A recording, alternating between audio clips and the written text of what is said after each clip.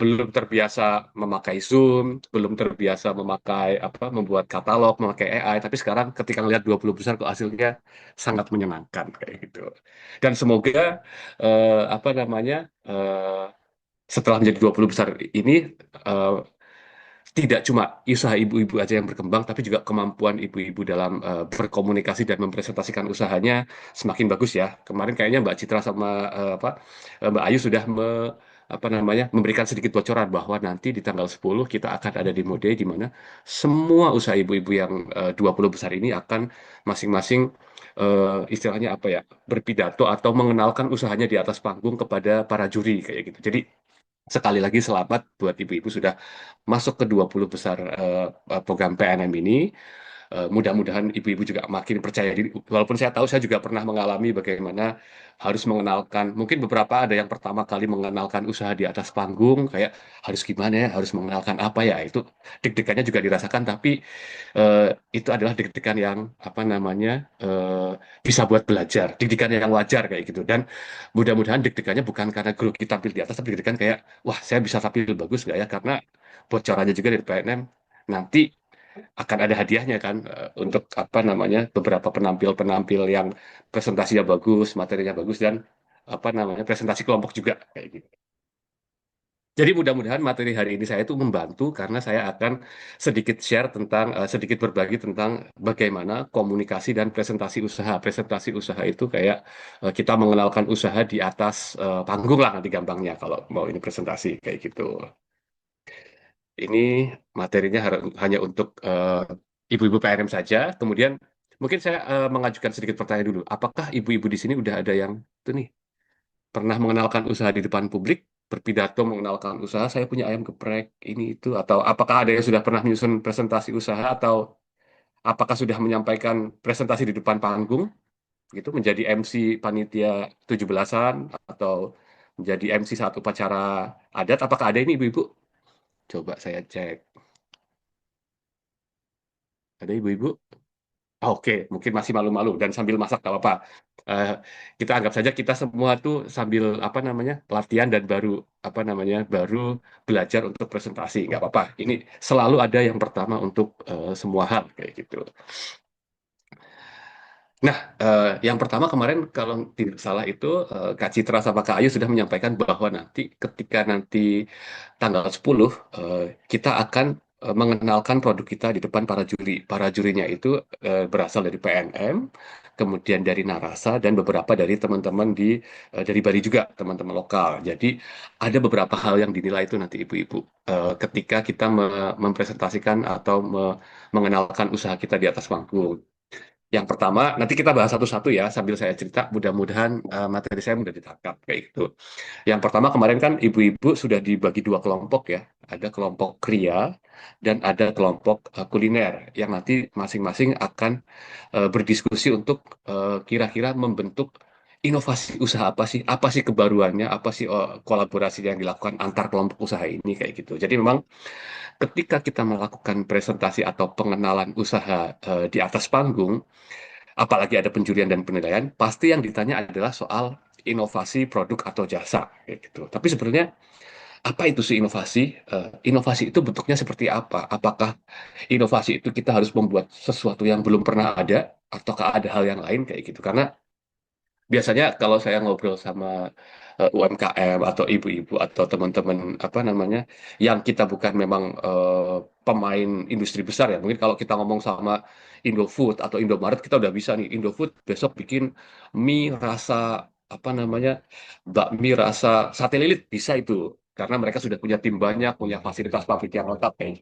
Tapi apakah inovasi harus seperti itu? Membuat mobil terbang, terus membuat komputer yang super cepat, apakah inovasi harus seperti itu? Nah, kita akan bahas sama-sama. Jadi, Bapak Ibu, inovasi itu sebenarnya ada beberapa hal. Ada yang kita bahas tadi tentang membuat mobil terbang, membuat Indomie rasa sate lilit, Indomie rasa ayam geprek itu namanya adalah kita eh, baru melihat dari sisi inovasi produk.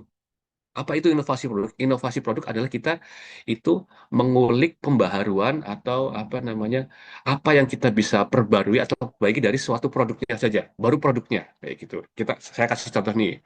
Saya masih ingat tuh ketika saya tuh lahir tahun 80-an ya, 80 90-an. Masa kecil saya itu dan saya lahir di kota kecil kayak gitu. Masa kecil saya ketika saya diceritakan sama ibu saya, besok makan ayam goreng yuk. Ayam goreng yang kebayang sama saya itu yang kayak gini nih. Di masa itu ya, di masa tahun 80 90-an, ayam goreng itu adanya yang seperti ini nih. Ya ayam kita beli di pasar, kemudian digoreng pakai bumbu, entah di apa, diungkep dulu dikasih bumbu ya digoreng seperti ini kayak gitu. Tapi ketika akhir-akhir tahun 90-an mungkin era-era Krismon segala macam mulai berkembang, ketika kita ngomong ke anak-anak sekarang, ayam goreng itu seperti apa? Bayangan mereka seperti ini nih. Ayam yang ditepungi, digoreng crispy, model-model ayam KFC, ayam McD kayak gitu. Seperti itu. Kemudian setelah ayam ini ada lagi berkembang ayam-ayam ayam-ayam apa namanya? Kalau dulu ayam-ayam saja kayak gitu. Kalau sekarang beberapa tahun lalu tepatnya kayak 5-10 tahun lalu banyak nih perkembangan ayam yang udah kayak gini nih. Ada muncullah ayam geprek, ayam pakai saus keju, ayam mozzarella, kemudian apa namanya? Ayam dikasih bumbu Korea, seperti itu. Perkembangannya ada lagi. Kemudian yang terbaru lagi pada saat masa COVID, muncul lagi nih ayam-ayam juga. Tapi sekarang ayam juga, ayam berbumbu juga, tapi bentuknya sudah frozen, kemudian bisa disimpan di kulkas, bisa tahan lama kayak gitu. Nah, kalau kita melihat dari empat hal ini tuh tiap masa itu eh, apa namanya ada perubahan dan pembaharuan untuk suatu produknya. Jadi ini sama-sama ayam goreng dari tahun 70-an dari zaman nenek moyang kita juga yang namanya ayam goreng ya ayam yang digoreng kayak gitu. Tapi bentuknya makin berkembang kayak gitu. Kalau dulu ayam goreng mungkin ayamnya kayak gini aja nih, ayam dikasih bumbu digoreng, kemudian dikasih ayam goreng ada tepungnya, kemudian ayam goreng dikasih bumbu dan saus bermacam-macam, kemudian ini ada ayam goreng yang frozen kayak gitu. Tapi walaupun perkembangan ini bagus, tapi secara kalau dari sudut pandang inovasi, ini kita baru mengembangkan inovasi produknya. Baru ayam gorengnya saja yang kita ulik-ulik kayak gitu. Jadi ayam goreng A jadi ayam goreng B, ayam goreng geprek pedas level 1 jadi level 15. Ayamnya saja yang diutak-atik kayak gitu. Ini namanya adalah inovasi dari sisi produk. Ini tidak ini tidak apa namanya, bukan suatu hal yang salah, tapi inovasi dalam bentuk produk adalah inovasi paling sederhana. Karena kita cuma ngulik produknya satu ditambah jadi dua, bedain bumbu, bedain cara memasak, itu baru inovasi produk kayak gitu. Nah, yang kedua itu ada yang namanya tadi inovasi produk, yang kedua ada namanya inovasi layanan. Jadi produknya sama, tapi yang berbeda layanannya. Mungkin ibu-ibu bisa ingat, zaman-zaman dulu ketika kita mau belanja, itu pasti kita ke warung. Warung yang di sekitar rumah aja tuh. Warung, ada orang buka rumahnya, kemudian banyak barang-barang apa namanya dipajang, dicantolkan di apa namanya dikasih lemari kayak gitu. Kemudian kita datang dan tanya, Pak, mau beli saus kecap dong? Eh, dia ambil, oh ada, dia ambil ke dalam, dikasihkan ke kita, kemudian kita bayar kayak gitu. Dulu kayak gitu tuh. Kemudian muncul lagi inovasi. Inovasinya inovasi layanan nih. Barangnya sama, tetap jualan kecap, Indomie, sabun, tapi dibentuknya seperti ini nih, yang gambar kedua. Swalayan. Jadi kalau dulu mungkin orang merasa ribet ketika penjualnya satu, yang beli datang tiba-tiba lima, melayani satu-satu pasti lama kan, makanya muncul gimana ya supaya lebih apa namanya lebih cepat. Makanya dibuat barangnya ditata di semua rak, semua orang bebas ambil. Yang penjualnya tinggal tunggu di pintu keluar, tinggal kita menyerahkan barangnya, dihitung, di kemudian dibayar kayak gitu. Kita yang memilih sendiri tuh di dalam rak-rak toko swalayan kayak gitu. Kalau zaman-zaman dulu toko swalayan. Tapi toko swalayan ini dulu adanya cuma di kota-kota besar, dan swalayan itu bayangannya adalah supermarket, dan tidak semua orang itu bisa bisa dan mampu menjangkau supermarket. Kadang yang rumahnya mungkin di Badung, supermarketnya cuma ada di Denpasar. Masa cuma mau beli apa namanya eh, kecap satu harus pergi ke Denpasar untuk ke supermarket beli kecap satu kayak gitu. Nah, kemudian muncul lagi inovasi namanya, oh supermarket terlalu besar, kita bikin supermarket yang kecil. Nah, sekarang sudah banyak sekali Indomaret, Alfamart banyak sekali. Yang dijual sama, dari awal pertama ya kecap, saus, Indomie, sabun di supermarket juga kecap, saus, Indomie, sabun di Indomaret juga sama kecap, saus, Indomie, sabun. Tapi Indomaret itu inovasinya adalah dia supermarket tapi lebih kecil dan letaknya di kampung-kampung kayak gitu. Itu inovasi layanan barangnya sama kayak gitu. Tapi cara kita berbelanja beda. Nah, setelah rame Indomaret banyak segala macam, ada lagi kayaknya udah nggak ada yang diinovasikan, tapi ternyata ada lagi loh yang bisa diinovasikan. Ternyata ketika belanja di Indomaret, kita tuh mengalami kendala juga. Orang kita pengen beli sikat giginya cuma satu, yang di Indomaret cuma ada yang pack tiga kayak gitu. Atau kita cuma mau beli obat sakit kepala bodrek satu, tapi di Indomaret harus beli satu kaplet kayak gitu. Nah, makanya muncul lagi inovasi yang baru nih. Kalau di Jawa sudah banyak sekali nih warung Madura nih. Warung Madura yang dijual sama juga. Kecap, saus, Indomie, sabun, air mineral sama. Cuma dia menginovasikan apa yang tidak disediakan di Indomaret. Oh, kalau di Indomaret beli apa tolak angin harus satu kotak, di sini tetap kayak warung warung dulu tuh, tetap belinya satu bisa kayak gitu. Jadi ini adalah yang disebut inovasi layanan. Kalau yang tadi itu ayam, kita ngomong inovasi produk, produknya yang diubah-ubah. Kalau yang kita ngomong toko kelontong ini, yang diubah adalah pola layanannya. Barangnya sama tuh yang dijual dari warung warung zaman dulu sampai warung sekarang, yang dijual sama, tapi layanannya berbeda kayak gitu. Yang toko Madura buka 24 jam, kemudian bisa buat ngobrol, bisa buat ngopi kayak gitu. Jadi layanan itu bisa berubah. Kemudian contoh yang lain lagi soal inovasi layanan, kita sudah lihat lihat banyak sekali nih bagaimana ojek berevolusi. Sebenarnya layanan ini kan sama ya. Ibu-ibu atau pelanggan itu pengen berpindah dari tempat satu ke tempat yang lain. Iya kan? Kalau dulu pakainya becak, becak ya udah becak kita panggil, kita naik dari sini mau ke sana kayak gitu. Tapi ketika muncul motor, berinovasilah. Dari tadi pakainya pakai becak, kita kayuh, sekarang pakai motor kayak gitu. Tapi motor eh, banyak juga yang sering ketipu, sering apa, tarifnya nggak, apa namanya, tarifnya naik turun segala macam. Makanya muncullah layanan yang baru, namanya Gojek atau Grab atau yang ojek online. Kita sudah bisa pesan lewat HP, apa segala macam, tarifnya jelas kayak gitu, berinovasi. Kemudian, tapi Gojek juga atau Grab menimbulkan masalah.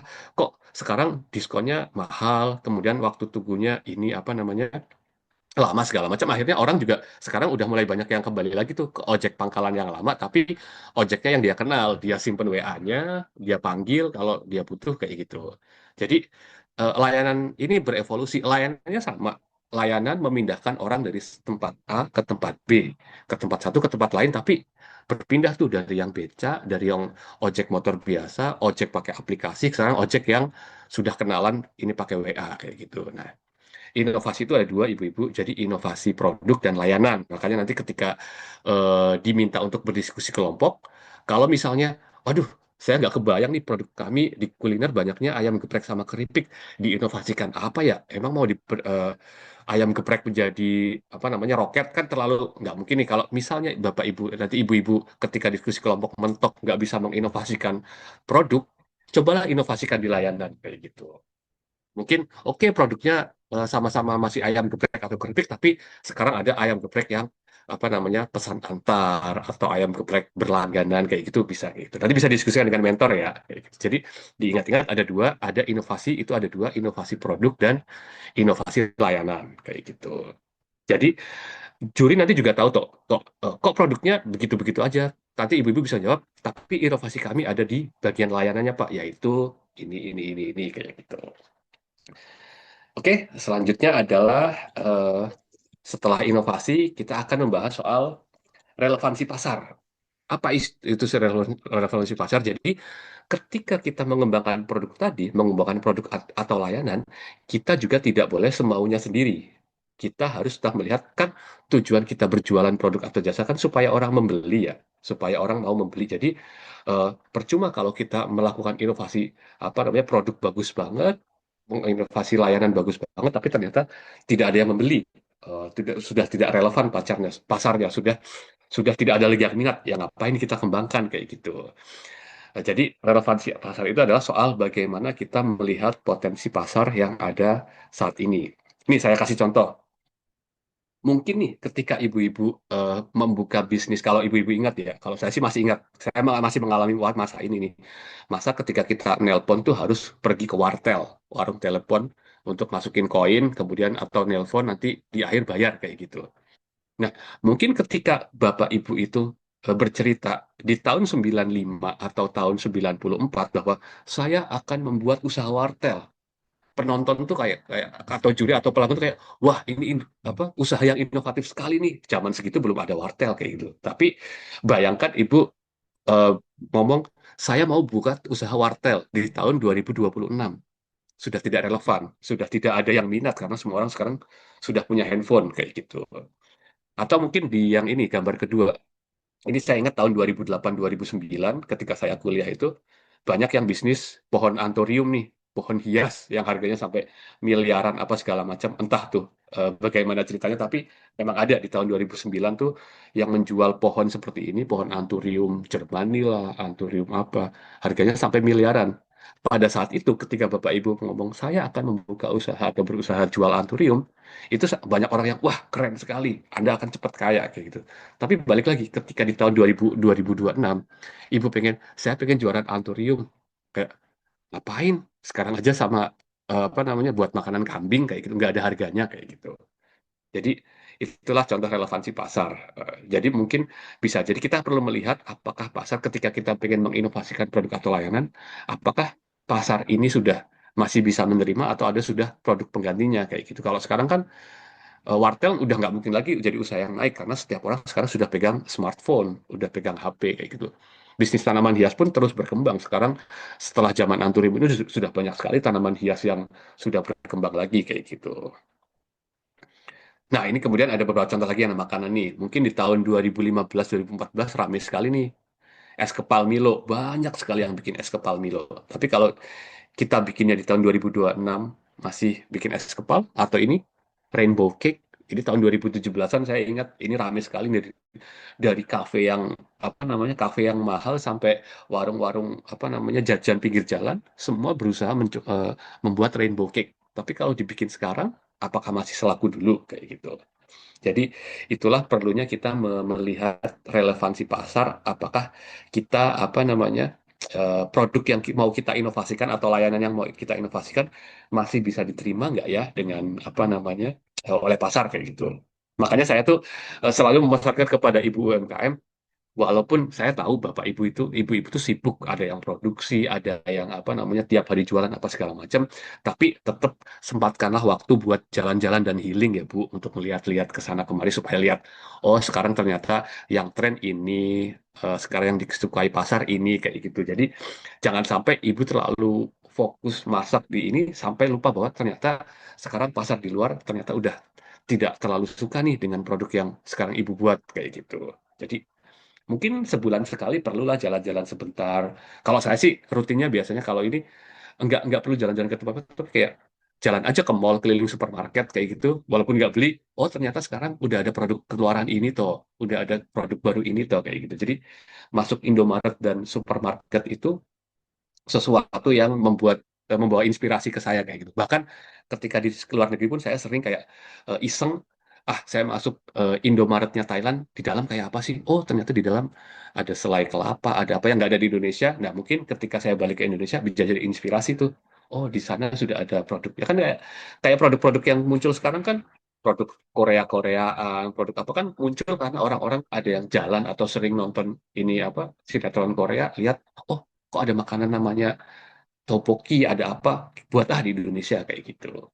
Jadi itu perlunya kita melihat relevansi pasar kayak gitu. Dan ini dinilai nanti ya ketika ibu-ibu presentasi di depan juri, terutama untuk yang kelompok, bagaimana ibu-ibu melakukan inovasi dan melihat peluang pasarnya kayak gitu. Kemudian yang ketiga, ini sudah pernah kita bahas di pertemuan kedua atau ketiga kayak gitu. Nah, berinovasi dan apa namanya melihat relevansi pasar, kita tetap harus memperhatikan ketika kita berjualan produk atau jasa, kita tuh harus tetap memperhatikan kualitas kayak gitu. Dan tantangannya bagi UMKM biasanya ini nih, bagaimana menjaga kualitas produk atau jasa ketika kapasitas produksi makin naik kayak gitu. Biasanya ibu-ibu kalau membuat satu hari apa namanya, ayam geprek misalnya, ayam geprek atau ya ayam geprek biasanya 20 porsi, tiba-tiba ada pesanan catering 200 porsi dalam satu hari. Wah, pasti pusing kan? Aduh, kompor cuma satu, ini apa segala macam. Dan di kebanyakan kasus yang kami temui itu, ketika apa namanya, kapasitas atau pesanan pesanan naik, tapi kapasitas ini tidak dinaikkan, eh, pasti kualitas produknya akan turun kayak gitu. Kalau biasanya bikin apa ayam geprek 20 tiba-tiba bikin 200, itu pasti banyak tuh sambelnya kurang, keasinan atau segala macam. Ini kita bisa lihat di kasusnya MBG ya. MBG kan ada dapur yang tiba-tiba berdiri kemudian tidak ada pengalaman kayak restoran bikin banyak ini tiba-tiba suruh produksi 2.000 3.000 makanan per hari. Nah, kita sering ketemui banyak kasus keracunan tuh. Nah, itu salah satu bagaimana ketika kapasitas produksi pengen naik dan tinggi, tapi kita tidak bisa menjaga kualitas kayak gitu. Karena itu harus berjalan bareng tuh. Ini beberapa contohnya nih cara menjaga kualitas. Kalau kita melihat dua kemasan ini nih, eh, ketika kita membeli keripik yang apa namanya kemasannya plastik seperti ini, bisa jadi ketika kita membeli di Jakarta atau membeli di Bali atau membeli di eh, Balikpapan, rasanya beda-beda nih kalau kita ngelihat keripik yang kayak gini. Tapi ketika kita lihat ke gambar yang satunya, ketika kita ngelihat gambar keripik kusuka ini, keripik singkong, sama-sama keripik singkong, tapi ketika kita mungkin pergi ke Denpasar, pergi ke Mataram, pergi ke Surabaya, ketika kita mengambil produk kusuka ini, rasanya mirip-mirip, rasanya sama kayak gitu, rasanya kualitasnya seragam kayak gitu.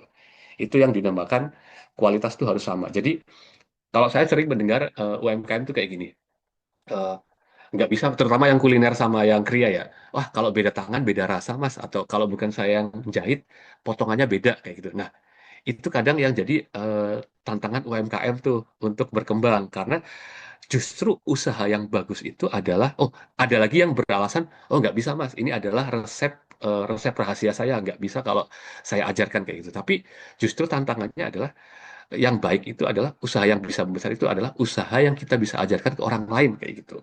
Soal menjaga rahasia resep dan rahasia ini itu banyak strateginya tuh, banyak strategi. Tapi kita tuh harus berpikir bagaimana supaya kita bisa apa namanya mengajarkan usaha atau produk jasa kita tuh ke orang lain. Makin itu bisa diajarkan ke orang lain, itu makin bagus kayak gitu. Makin berpotensi usaha kita berkembang kayak gitu. Nanti banyak strategi yang mungkin kita bisa sambil diskusi apa namanya diskusi nanti bagaimana caranya menjaga kualitas kayak gitu. Jadi mungkin kalau yang saya sarankan untuk yang ibu-ibu kuliner tuh sekarang mulai sekarang ketika sudah punya resep yang dan rasa yang paten, ibu-ibu mulai ngukur tuh eh, nggak boleh nggak boleh lagi ada alasan beda tangan beda rasa mas, nggak kayak gitu. Jadi harus spesifik nih. Kalau rasanya mau kayak yang saya masak, garamnya itu harus merek A, masaknya sekian jam, kemudian sekian gram.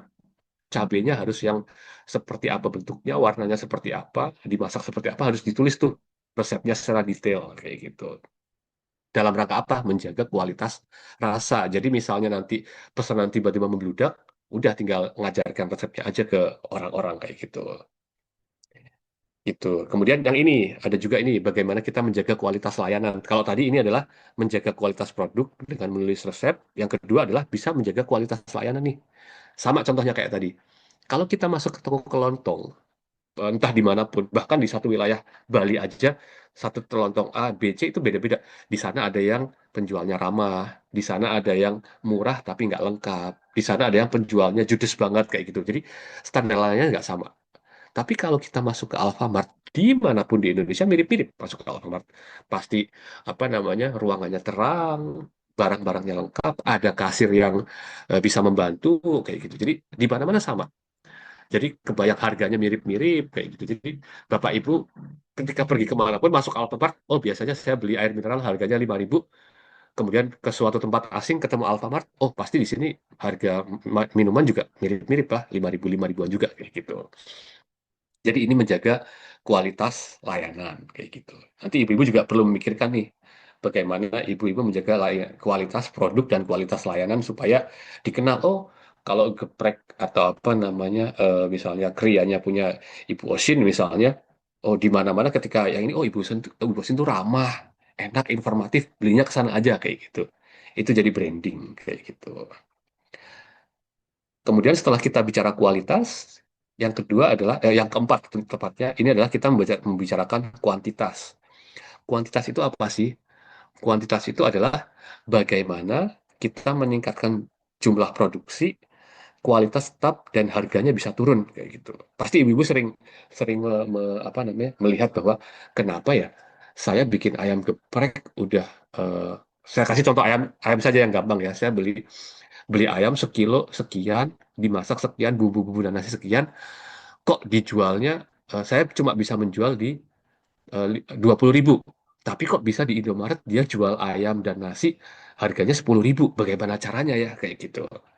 Pasti sering ada yang gitu karena, harusnya nih ketika ibu-ibu itu produksinya makin meningkat, harganya itu makin turun kayak gitu. Karena kenapa harganya makin turun? Karena ketika produksi kita meningkat, terutama untuk yang perusahaan-perusahaan besar itu, kita jadi punya, kekuatan negosiasi ke penjual yang lebih bagus. Kita bisa, banyak minta diskon. Misalnya nih, kan berbeda nih, misalnya ibu, tiap hari produksi ayam gepreknya cuma 20 pieces, 20 piring, kan paling perginya ke pasar pasar beli ayam, 2 potong atau 3 potong atau 5 potong kayak gitu kan. Tapi bayangkan kalau ibu, eh, beli ayam 5 potong, mungkin harganya satu ayam berapa, mahal, sudah mahal. Tapi bayangkan ketika ibu, eh, dalam satu hari produksinya 1000 piring kayak gitu, 1000 porsi.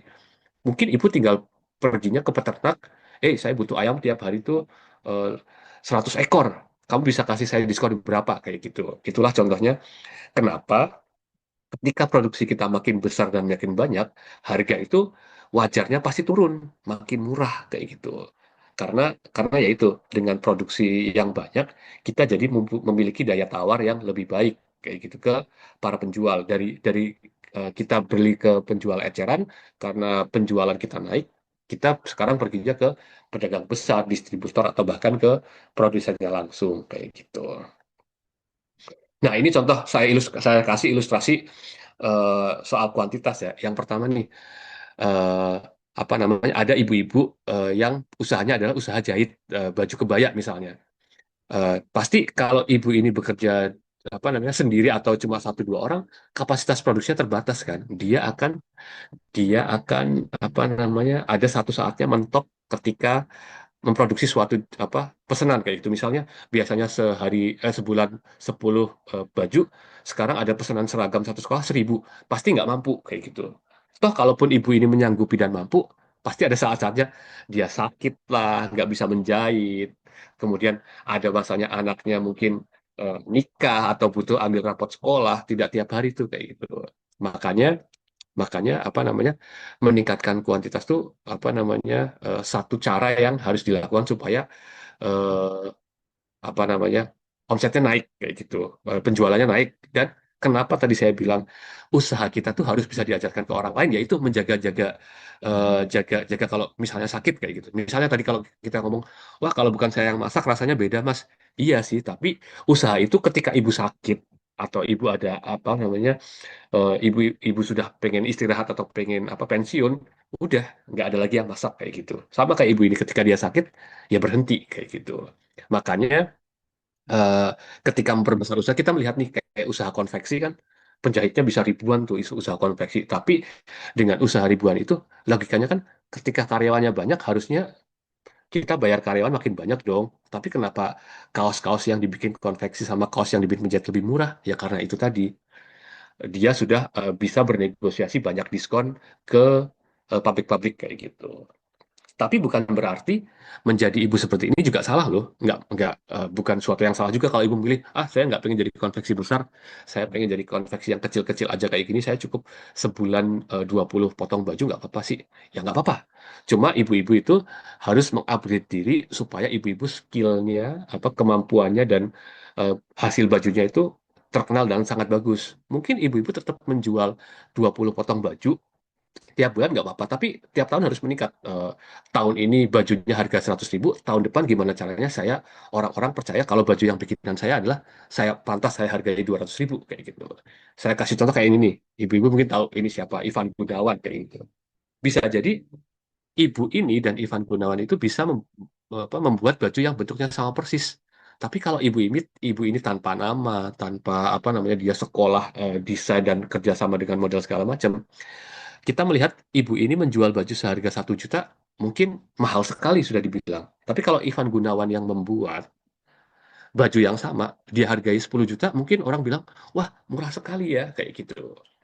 Jadi eh, usaha itu pilihan ya, ibu-ibu bisa boleh membesar. Kalau yang wajar itu, yang biasanya membesarnya itu adalah membesar kayak ini, usahanya tadi jahit kecil sekarang jadi konveksi, tapi boleh juga memilih, ah saya nggak mau jadi besar secara jumlah, saya jumlahnya mau sedikit aja, tapi saya mau jadi yang produknya produk-produk mewah kayak gitu. Bisa jadi seperti itu. Itu untuk soal pembahasan kuantitas atau jumlah produksi. Atau ada produk-produk juga yang ternyata sepele ibu-ibu. Produk-produk yang sepele kita bisa temui tiap hari itu ternyata produk yang kalau kita beli itu kayak nggak ada harga aja gitu loh. Kalau beli karet nih, karet kan paling satu plastik berapa? 3.000, 5.000. Kemudian kita juga ketika membuat yang usaha nasi bungkus, karet juga nggak dihitung sebagai ini kan. Karetnya 2 bu, ya tambah kayak kita kasih aja ke pelanggan kayak gitu. Tapi ketika usaha karet ini adalah karet gelang ini, usahanya apa namanya kita punya bisa kuantitasnya besar, bisa jumlahnya besar, itu jadi usaha yang menguntungkan juga loh kayak gitu.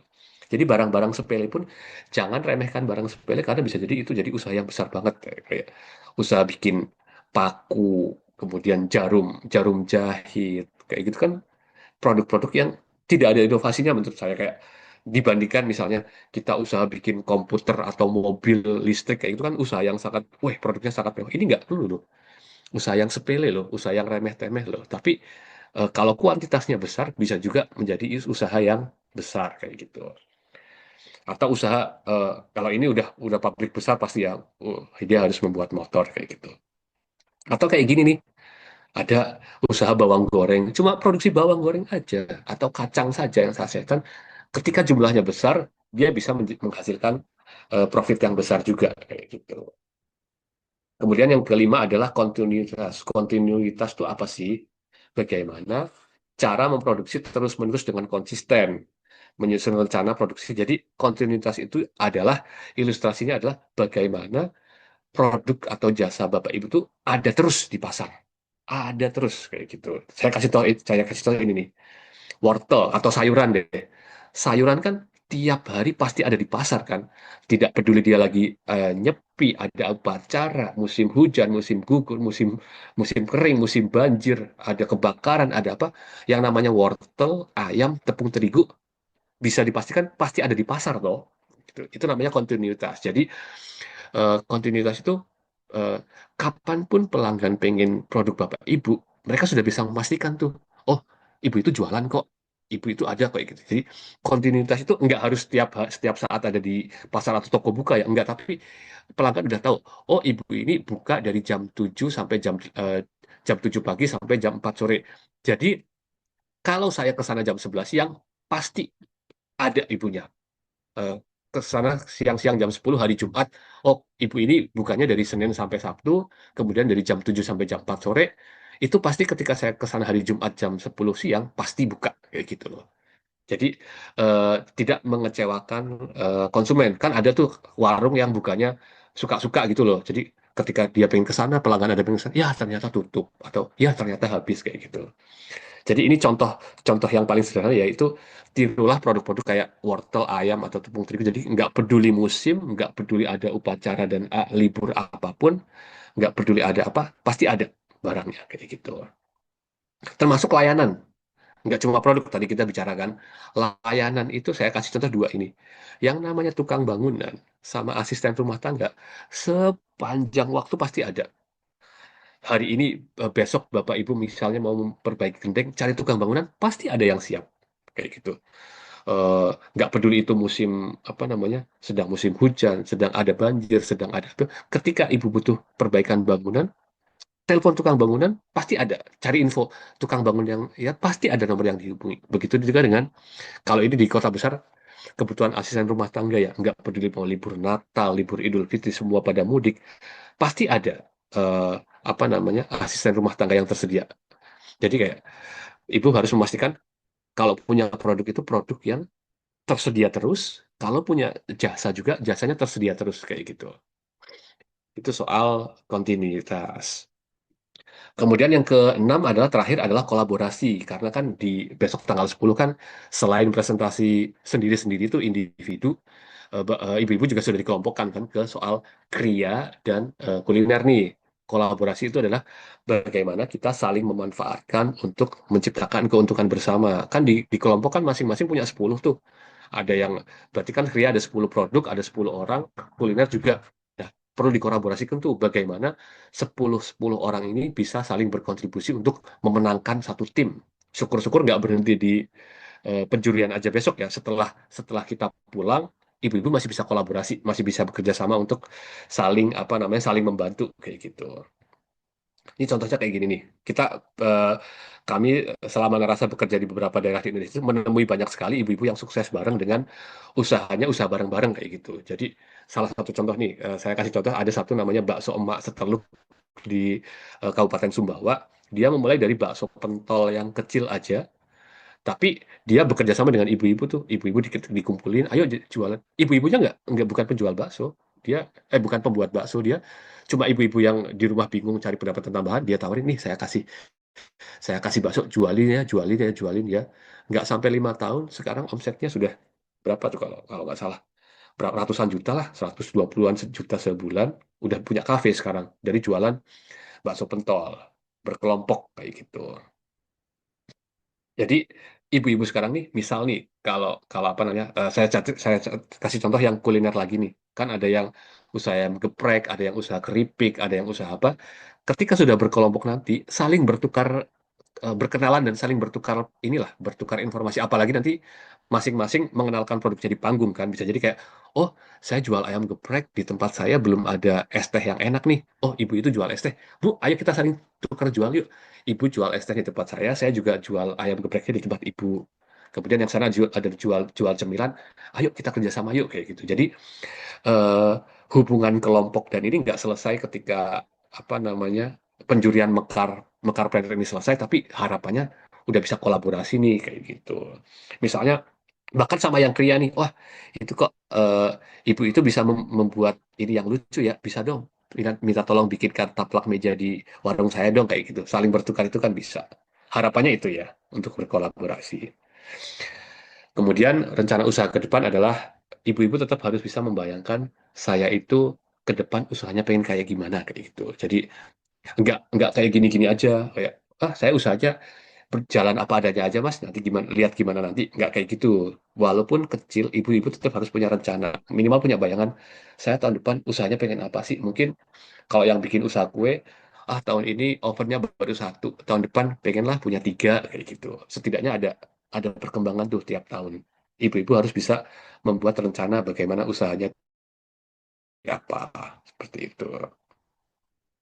Nah maka dari itu untuk menggambarkan yang tadi sudah saya ceritakan, itulah kenapa PNM dan Narasa itu mendesain di akhir agenda ini, terutama ibu-ibu sudah terpilih 20, kita udah 20 itu memilih yang paling bagus di antara 100, kami juga pusing, pusing menentukan siapa nih yang kira-kira aktif dan pede.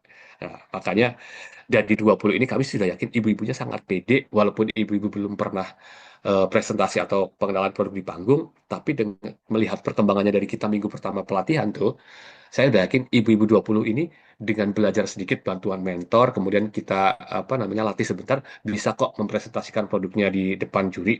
Apalagi kan ibu-ibu juga tiap hari yang dilakukan adalah membuat produknya Bapak Ibu kan. Masa tiap hari bikin ayam geprek nggak bisa menceritakan ayam gepreknya di depan juri kayak gitu kan kan aneh kayak gitu. Kecuali saya yang tiap hari nggak bikin ayam geprek suruh mempresentasikan ayam geprek pasti akan bingung kayak gitu. Makanya presentasi bisnis ini adalah disusun supaya ibu-ibu belajar bagaimana mengenalkan produk Bapak Ibu ke orang lain kayak gitu supaya harapannya sih supaya produknya menjadi laris kayak gitu. Nah, presentasi basis itu kemarin mungkin nanti dibantu sama Mbak Citra, Mbak Ayu dan apa namanya mentor. Kemarin kita ada beberapa pertanyaan dan ibu-ibu juga saya kaget sekali nih. Ibu-ibu bisa belajar pakai ChatGPT dan AI loh. Saya sangat sangat ini ketika kemarin apa melihat katalognya ibu-ibu yang dikumpulkan ketika 50 besar. Wih, saya nggak menyangka ibu-ibu kok bisa ya bikin bikin gambar dan katalog pakai AI. Makanya nanti mungkin dibantu mentor sama Mbak Cita, dan masih ada dua pelatihan lagi nih. Nanti mungkin ketika Mbak Devina udah di Bali bisa ketemu, bisa apa namanya, sama-sama menyusun, memantapkan bagaimana ibu presentasi kayak gitu. Jadi yang pertama tuh, eh, kemarin saya coba desainkan satu apa namanya, eh, chat yang kita bisa masukkan ke chat GPT supaya dia apa bisa memunculkan gambar kayak gitu. Jadi yang pertama adalah masalah dan peluang pasar.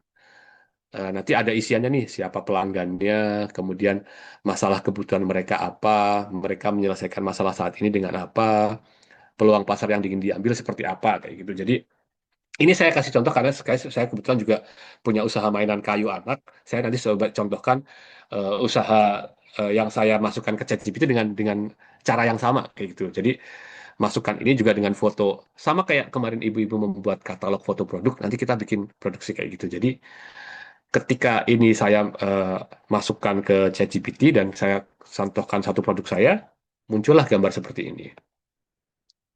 Nah, ini nanti ibu yang ceritakan di apa namanya, di depan para juri kayak gitu. Siapa pelanggan utamanya, masalahnya, kebutuhan mereka kayak gitu. Kemudian itu pertanyaan pertama, gambar pertama. Kemudian gambar yang kedua ada produk dan solusi nih. Tujuannya adalah menjelaskan apa yang dijual dan mengapa berbeda. Ini ibu-ibu lihat saya ngisinya juga bukan mengisi yang apa namanya, yang rumit banget kok. Nama produk saya aku buat deskripsi singkat, mainan puzzle asa otak, manfaat meningkatkan kreativitas anak kayak gitu. Nah, setelah saya masukkan ke ChatGPT, keluarnya begini nih. Nanti tinggal tinggal kita ceritakan dan presentasikan di depan juri seperti itu. Kemudian yang ketiga, ada juga nih kondisi bisnis saat ini, mengisi omset sebulan kira-kira berapa, jumlah produk berapa, jumlah pelanggan, harga jual, apa saluran penjualan, kapasitas produksi berapa, muncul lagi. Nanti kita tinggal balik lagi, tinggal kita ceritakan ke juri seperti itu. Kemudian yang keempat, rencana pertumbuhan seperti apa juga sama. 6 sampai 12 ke depan mau apa? Strateginya gimana mencapai target, meningkatkan produksi gimana kayak gitu. Kemudian nanti yang kelompok juga sama, membuat hal yang sama. Jadi nanti ibu-ibu tuh punya 4 gambar yang menggambarkan produk atau jasa ibu-ibu semua kayak gitu. Itulah yang kita presentasikan di depan juri kayak gitu. Nah, mungkin supaya saya apa namanya, kan nanti kalau nggak salah ibu-ibu tuh dikasih waktu cuma 3 sampai 5 menit nih untuk menceritakan usaha Bapak Ibu.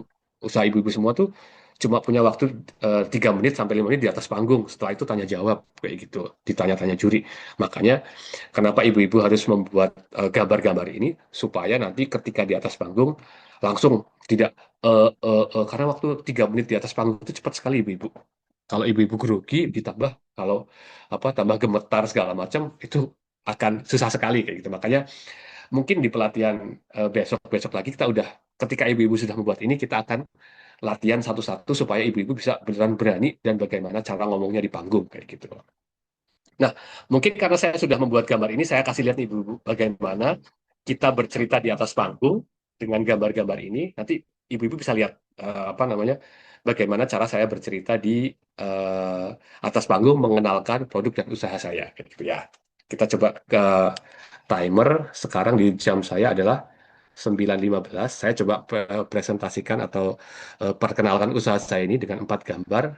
Waktunya coba berarti sampai 9.20. Saya coba ya. Ibu bisa melihat dan perhatikan cara saya berbicara kayak gitu. Bagaimana mengenalkan produk kayak gitu. Oke.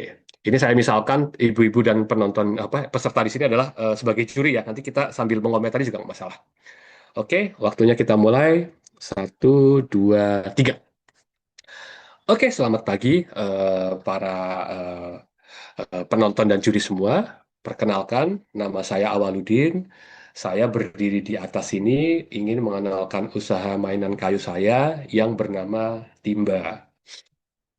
Masalah dan peluang pasar yang ingin saya selesaikan adalah eh, saya pengen mengincar pelanggan utama, yaitu adalah orang tua muda yang ingin mainan kreatif natural untuk anaknya. Apa masalah dan kebutuhan orang tua muda ini? Kebutuhan mereka utama adalah pengembangan kreativitas dan motorik anak sejak dini. Bagaimana mereka menyelesaikan masalah saat ini? Mainan yang ada di pasaran cenderung pasif dan tidak mengasah kreativitas anak. Kemudian peluang pasar yang ingin saya ambil adalah semakin banyak ibu-ibu yang sadar akan pentingnya pengembangan motorik dan kreativitas anak. Jadi peluangnya adalah tren orang tua yang semakin peduli pada tumbuh kembang anak.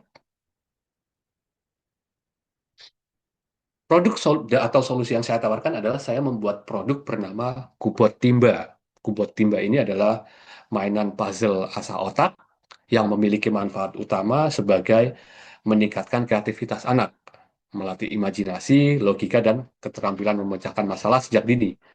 Keunggulan kami ada tiga. Yang pertama adalah mainannya didesain secara kreatif. Yang kedua adalah menggunakan bahan limbah kayu yang berkualitas. Kemudian yang ketiga adalah mainan ini menggunakan cat natural yang aman untuk anak. Mainan Kubo Timba kami pasarkan dengan harga sekitar Rp150.000. Kemudian bisnis kami saat ini, omset bulanan kami ada di angka 5 juta rupiah. Produk terjual sekitar 50 produk tiap bulan dengan jumlah pelanggan 10 pelanggan. Harga jualnya 150.000 dengan kapasitas produksi 100 produk per bulan. Kami menjual lewat saluran online di Tokopedia dan offline dijual toko kerajinan lokal. Gitu. Kami juga memiliki ada testimoni pelanggan, anak kami suka sekali dengan mainan Kubo Timba. Kemudian rencana pertumbuhan usaha saya adalah kalau didukung bisnis ini mau dibawa kemana, saya itu pengen Timba menjadi ikon kerajinan gasing kayu berkualitas tinggi. Kemudian target 6 sampai 12 bulan ke depan adalah kapasitas produksi saya pengen stabil di angka 100 pieces per bulan. Kemudian saya juga berstrategi untuk membuat konten di TikTok tentang tutorial, tentang bagaimana membuat produksi. Dan untuk meningkatkan produksi, saya ingin membuat standar produksi sehingga saya bisa mengejarkan cara produksi saya ke banyak orang. Kemudian saya ingin memperluas pasar ke bekerja sama dengan toko oleh-oleh. Kemudian saya memiliki kebutuhan modal 10 juta rupiah untuk penambahan barang berupa membeli alat bubut kayu, membeli bahan baku kayu, dan kemasan edisi khusus. Terima kasih. Demikian pengenalan usaha dari saya.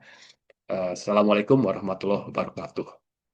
Nih, jam di saya adalah jam 9.19, 4 menit untuk 4 slide gitu, atau 4 gambar kayak gitu. Jadi nanti setelah dikasih contoh tadi bisa diperhatikan tuh, nggak perlu menceritakan dengan kata-kata yang sederhana dan nggak perlu dengan kata-kata yang rumit dan nggak perlu semuanya dibaca.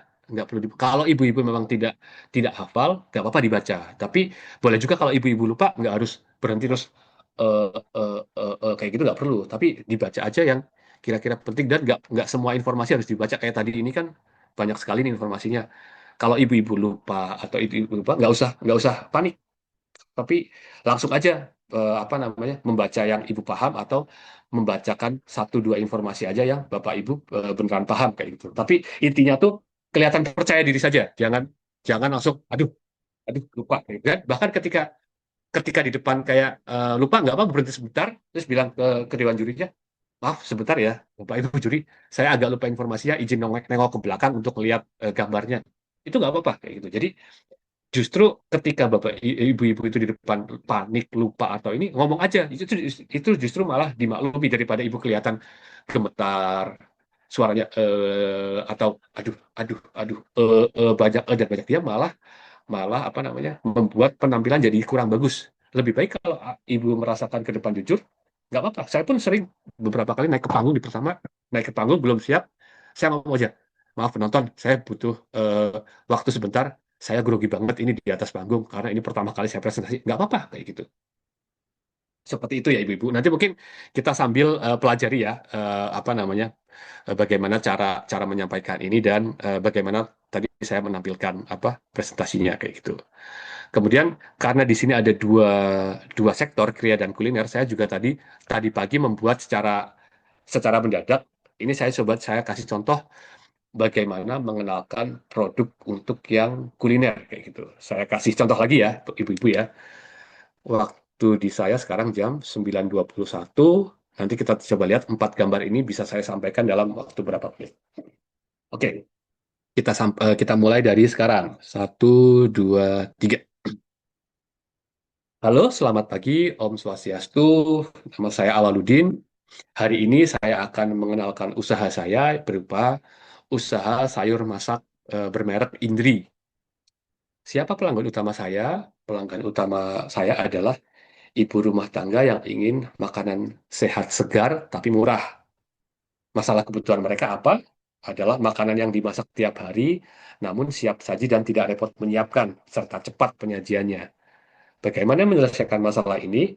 Mereka tuh saat ini memasak sendiri, namun perlu waktu yang lama. Sehingga kami memiliki peluang pasar yang ingin diambil adalah ibu-ibu yang butuh makanan fresh atau segar yang dimasak tiap hari, namun bisa beli macam-macam lauk dan murah. Maka dari itu saya memunculkan produk atau solusi yaitu sayur matang Indri. Deskripsi singkatnya adalah ini adalah sayur matang yang dimasak tiap hari. Manfaat utama ada tiga, murah, siap saji, serta hemat waktu. Keunggulan atau diferensiasi produk saya adalah dimasak setiap hari dengan bahan segar, kemudian siap santap, serta harga murah. Tiap sayur-sayur saya itu bisa dibeli mulai dari harga Rp10.000. Kemudian usaha kami saat ini, omset per bulan ada di angka 3 juta rupiah. Kemudian jumlah produk terjual sekitar 150 produk dengan harga jual rata-rata 10.000 dan kapasitas produksi 300 produk per bulan. Saluran penjualan kami sekarang adalah online, dijual langsung di lapak kami dan online melalui status WhatsApp. Produk kami ada beberapa, ini kami punya 15 produk. Produk-produk yang bisa kami ceritakan di antaranya adalah tumis kangkung, sayur lodeh, tumis buncis, tumis labu, tumis tauge, dan terong balado. Kemudian rencana pertumbuhan usaha kami adalah target 6 sampai 12 ke depan adalah mencapai kapasitas produksi stabil di 5.000 produk per bulan. Mencapai target adalah kami pengen bikin konten-konten memasak di TikTok. Kemudian peningkatan produksi kami merekrut mitra dan karyawan. Kemudian perluasan pasar kami pengen membuka kerjasama dengan kantin-kantin kantor untuk memajang produk kami supaya pasar lebih stabil, pembelian rutin dan volume penjualan meningkat. Kemudian eh, bila ada kebutuhan dukungan modal, kami itu memerlukan modal tambahan sekitar 5 juta rupiah untuk membeli vakum sealer agar produk kami lebih higienis dan tahan lebih lama, serta siap dipasarkan lebih luas. Demikian perkenalan saya terhadap usaha sayur matang Indri. Sekian dari saya, terima kasih, selamat pagi, Om Swastiastu. Nah, di tempat saya itu sekarang jamnya 9.24, jadi pas 4 menit kayak gitu. Jadi, empat gambar ini, baik yang kuliner maupun yang kria, sebenarnya dalam waktu 5 menit bisa loh dipresentasikan kayak gitu. Jadi nanti mungkin dengan mentor, dengan Mbak Citra, Mbak ini, dan kemudian di pelatihan minggu selanjutnya, ibu-ibu sudah punya ini, kita coba belajar langsung di atas pentas. Kayak. Jadi sembari setelah ibu punya ini, punya gambar-gambar ini, nanti ibu-ibu bisa latihan tuh bisa latihan. Kalau saya biasanya dulu waktu belum terbiasa ngomong di depan apa namanya di depan publik, di depan banyak orang, saya itu pertama saya baca baca apa namanya gambarnya entah di HP atau entah saya print, saya baca di depan kaca tuh sambil saya lihat-lihat sendiri. Oh, ternyata saya pernah tuh baca tuh kayak baca aja, nggak ada ekspresinya kayak gini atau saya menjelaskan dengan begini nih. Tapi ketika saya ngelihat, oh ternyata saya ketika membaca dan menerangkan kok kayak orang marah ya, makanya agak diganti menjelaskan sambil senyum, sambil melihat apa jurinya, melihat peserta lain kayak gitu. Setelah itu, setelah mencoba agak lancar di depan kaca, saya tuh pernah mencoba di depan anak sama istri tuh. Anak sama istri duduk, saya mencoba eh, membaca dan berpidato. Mereka ketawa nggak apa-apa kayak gitu. Jadi kayak oh mereka juga bisa mengomentari kayak gitu. Bahkan saya pernah berlatih itu ada anak sama istri, kemudian saya tambah-tambah kayak boneka-bonekanya anak itu kayak biar kelihatan oh banyak penontonnya kayak gitu. Jadi saya nggak grogi dan bisa apa istilahnya mencoba nggak panik kayak gitu. Mungkin begitu sih kira-kira karena ini adalah ilmu praktek dan harus dipraktekkan. kalau saya ngomong mau 5 jam 6 jam pun kalau ibu-ibu tidak praktek berbicara juga akan sia-sia karena ini adalah ilmunya harus dipraktekkan kayak gitu. Mungkin kurang lebih begitu materi saya dari saya. Mari kita terus belajar bersama. Mudah-mudahan setelah ini kita bisa mungkin tanya jawab, dilanjut agenda dengan apa namanya mentor juga supaya kita mempersiapkan ibu-ibu itu nanti di tanggal 10 bisa presentasinya sebaik pembicara-pembicara dan narasumber yang pernah mengisi di Mekar Prayer di Pasar. Sekian dari saya, selamat pagi. Assalamualaikum warahmatullahi wabarakatuh, Om Swastiastu, dan mari kita lanjut ke agenda selanjutnya. Terima kasih. Baik, terima kasih nih kepada Mas Didin atas materi yang saya sampaikan. Jadi, setelah pemaparan materi ini, diharapkan ibu-ibu semuanya mendapatkan manfaat, ilmu, serta insight-insight atau mungkin istilah lainnya itu saran apa yang bingung itu ibu-ibu tuh bisa menjadi gini ya, menjadi tercerahkan, mungkin dilancarkan dalam gininya dalam kegiatan nanti menuju ke presentasi agenda presentasi pada tanggal 10 nanti di depan Dewan Juri. Jadi selanjutnya akan saya buka sesi tanya jawab pada ibu-ibu. Jadi ibu-ibu yang ingin lakukan sesi tanya jawab, yang ingin bertanya, ingin sharing, ingin mungkin dari Mas Didit gini bisa membuka sesi ibu-ibunya presentasi, mencoba presentasi langsung diberikan saran mungkin. Mungkin kalau ada yang sudah siap, boleh silakan. Tapi mungkin karena kemarin kayak saya lihat informasinya, kayaknya banyak ibu-ibu yang baru pertama kali presentasi di depan panggung ya. Mungkin kita coba pertanyaan dulu supaya ibu-ibu tuh ketakutannya apa sih atau kekhawatirannya apa sih Iya. ketika tampil di atas panggung tuh. Kayak gitu. Silakan. Mm-mm. Jadi Bertanya. jadi ibu-ibu dipersilahkan ibu-ibu yang mau bertanya silahkan raise hand, aktifkan mikrofonnya atau mungkin bisa diketik di kolom komentar ya ibu-ibu ya. Nah, jadi dari Ibu Hidayah silakan Ibu di untuk mengaktifkan mikrofonnya dan bertanya Ibu. Silakan, silakan, Bu Widayati. Selamat pagi. Selamat pagi. Yang mau tanyakan, yang saya mau tanyakan untuk presentasi itu kita, misal saya punya beberapa produk, itu Ya. yang saya presentasikan bolehkah semua produk atau hanya satu unggulan produk itu aja? Terima Oke. kasih sebelumnya. Oke, kalau saya biasanya kalau kita punya banyak produk, kita pilih aja 3 yang paling kita pede dan paling bagus kayak gitu. Kalau kalau biasanya yang ini adalah yang paling laku biasanya kalau dalam apa namanya istilahnya kalau lagi ada penjurian biasanya paling laku atau produk yang paling enak. Tapi produk paling enak kalau nggak laku juga apa? Biasanya saya pilih 3 yang paling laku, kemudian yang saya ceritakan itu. Yang pertama adalah yang laku kedua sama yang laku ketiga kayak gitu Bu mungkin kalau produknya banyak. Gitu Bu Diayati. Semoga menjawab Baik. ya. Terima kasih. Sama. Baik, terima kasih Ibu Ya, terima Hidayati kasih. Kak. pertanyaannya. Jadi, baik terima kasih untuk Ibu Hidayati. Dilanjutkan dengan dari Ibu Tati. Dipersilakan Ibu pertanyaannya. Baik, terima kasih Bapak Uden. Assalamualaikum warahmatullahi wabarakatuh. Waalaikumsalam. Ya, terima kasih banyak Bapak atas paparannya. Luar biasa sekali, di mana mungkin ini saya di awal untuk presentasi. Eh, saya di sini mohon bantuan nanti mungkin dengan Mbak Citra juga. Seperti yang Bapak tadi paparkan, kebanyakan ibu-ibu nanti pasti bingung Pak. Di awal presentasi harus bicara seperti apa, karena ini presentasi kami yang pertama kali. Mohon Hmm. apa yang tadi Bapak paparkan, mungkin nanti di-share di grup, Pak. Baik itu di kuliner atau di grup yang memang general di 20 besar. Yang Bapak terakhir paparkan, bagaimana cara presentasi yang di menitnya itu terutama di menit Pak kami. Pasti udah Oke. kelabakan di situ ya, mohon Betul, betul, betul. diantisipasi. Itu luar biasa sekali dengan kemarin riwahnya di grup itu luar biasa sudah karena ini dah di awal. Terus kemudian yang kedua yang saya ingin sharingkan, kebetulan saya kan di sini untuk perbantuan di kelompok kuliner untuk presentasi kuliner Pak. Di mana kuliner di tempat kami ini 10 orang ini berbagai macam jenis dari nasi, dari ada juga makanan ringan seperti mungkin ada pisang gemoy, terus kemudian ada juga seblak dan lain-lainnya, dan juga punya saya di sini snack.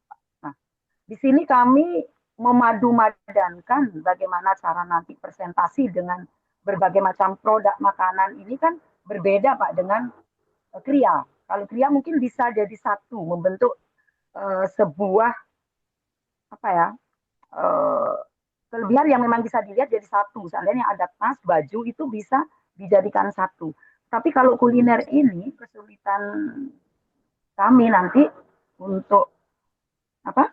Biar teman-teman itu bisa memiliki nilai jual jika sudah berkolaborasi. Itu kesulitan saya, Pak. Mohon sharing Oke. bimbingannya. Oke, Makasih. terima kasih Ibu Tati.